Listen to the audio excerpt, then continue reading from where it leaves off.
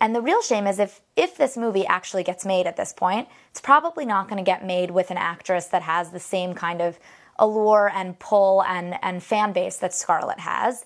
And if it doesn't get made at all, then that's one less film that sort of tells the story of transgender people. So I'm not really sure how any of this serves to help the transgender community. Well, it doesn't, and that's the heart of the matter. It only serves, I guess, the liberal ideology or the liberal desire to squash opinions like yours, to squash any opinions that don't align with theirs. And if I'm not mistaken here, we've had a couple of updates in this story. Scarlett Johansson actually dropped out of this movie following the criticism, did she not? She did, and what was so interesting was her statement had one line that I thought was really important and really well spoken. It said something like, every artist or every actor should be considered equally and fairly, or should be given equal and fair consideration.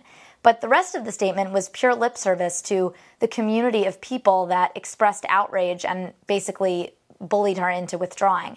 And that was so shocking to me because that first part of the statement, that everyone deserves equal consideration, that's true, but that also includes Scarlett. And so if Scarlett was considered equally among everyone else, and they chose her because she happens to be an outstanding actress, then it's sort of a shame that she didn't stick by her initial decision and keep the job. Right. She's also very famous, and a lot of people go see her movies because they see the movie advertised with her name on it. That may not be the case for a movie that didn't have as high profile of an actress as she is. I think that's a good point. It's sort of caving to this mob mentality, which isn't serving what they claim that they're serving anyway. Daniela, let me ask you though, when you chose to resign, why did you resign from your position?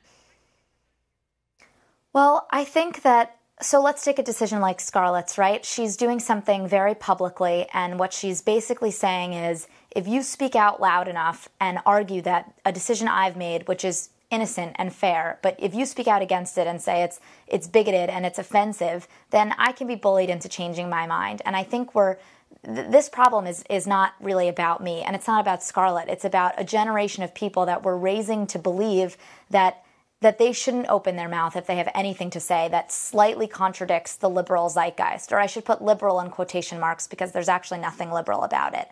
And so my feeling was, I write about the importance of viewpoint diversity all the time. I talk about the values of a free exchange of ideas. And so I felt like staying there at that point would be hypocritical. Want to see more videos like this? Click on the link below and subscribe to One America News on YouTube, and call your cable provider and kindly demand that One America News is added to your lineup. Call and subscribe today.